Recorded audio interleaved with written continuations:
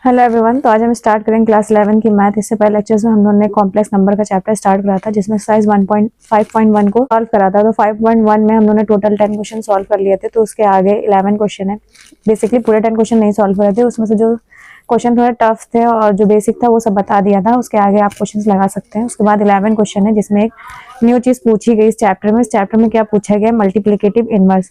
तो multiplicative inverse क्या होता है? जो भी हमारा कॉम्प्लेक्स नंबर होता है, हम इस कॉम्प्लेक्स नंबर को z लेट करें तो z इक्वल में क्या आ जाएगा 4 - 3i। तो हमें क्या निकालना है? इसका इनवर्स, मतलब z की पावर -1 निकालना है। तो ये निकालने के लिए हम क्या करते हैं? z बार का डिवाइड करा देते हैं मॉड्यूलस ऑफ z स्क्वायर से।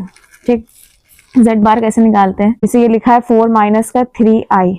तो i है तो यहाँ पे हम क्या रख देंगे? -i। जब -i रखेंगे तो ये क्या हो जाएगा? 4 + 3i। तो ये किसकी वैल्यू आ जाएगी? z बार की वैल्यू आ गई। तो इसके बाद मॉड्यूलस ऑफ z निकालना है। तो मॉड ऑफ z निकालना हमें पता है, अंडर रूट करेंगे, फिर उसके रियल पार्ट का स्क्वायर करेंगे, मींस 4 का स्क्वायर करेंगे, देन इमेजिनरी पार्ट का स्क्वायर करेंगे, 3 का स्क्वायर करेंगे। तो 4 का स्क्वायर 16 एंड 3 का स्क्वायर क्या हो जाएगा? 9। अगर यहाँ पे स्क्वायर लगा है तो रूट लगाने की जरूरत नहीं। रूट लगा होता तो हम यहाँ स्क्वायर ना लगाते। 4 का स्क्वायर कितना हो गया? 16 एंड 3 का स्क्वायर कितना हो गया? 9। 16 में 9 ऐड करेंगे कितना हो जाएगा? 25। तो मॉड्यूलस ऑफ z स्क्वायर ये निकल आया। जब इसका हम मल्टीप्लिकेटिव इनवर्स, मतलब z इनवर्स निकालेंगे तो ये कितना हो जाएगा? z बार मींस 4 + 3i और में मॉड्यूलस ऑफ z कितना दे रहा है? 25। लेकिन इससे ये तो आंसर ठीक है आपका, लेकिन इसे लिखने का तरीका क्या होता है कि रियल पार्ट को हम लोग अलग लिखते हैं, इमेजिनरी पार्ट को अलग लिखते हैं। इसे कैसे लिखेंगे? इसे लिखने के लिए हम क्या करेंगे? दोनों का एलसीएम अलग अलग करेंगे। तो 4/25 प्लस 3 में क्या हो जाएगा? 25i। ये क्या हो जाएगा? आंसर, क्योंकि इसे हमें a + ib के फॉर्म में लिखना था। इसके बाद सेकंड वाले क्वेश्चन में क्या कह रहा है कि सेकंड वाले क्वेश्चन हमसे क्या है? √5 + 3i को सॉल्व करना है। तो सेम हम यही करेंगे। यहाँ पे क्या कर देंगे? बस √5 कर देंगे प्लस।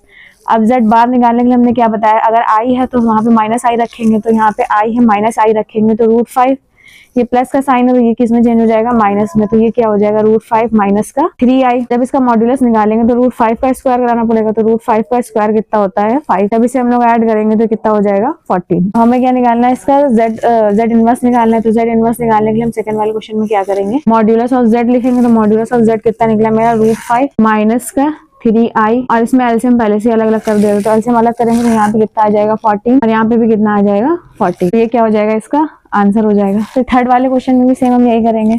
थर्ड वाले क्वेश्चन में हमें क्या करना है? z इनवर्स की वैल्यू तो पहले z बार निकालना पड़ेगा। z बार निकालने क्या करते हैं? अगर i है, अगर यहाँ हम सिर्फ देखेंगे तो सिर्फ इमेजिनरी पार्ट है, रियल पार्ट। और बेटर अंडरस्टैंडिंग के लिए हम क्या करेंगे? यहाँ पे 0 लिख देंगे। ये रियल पार्ट है, ये इमेजिनरी पार्ट। तो हमने क्या करता है? i है तो -i रखेंगे। तो क्या हो जाएगा? 0 + का i।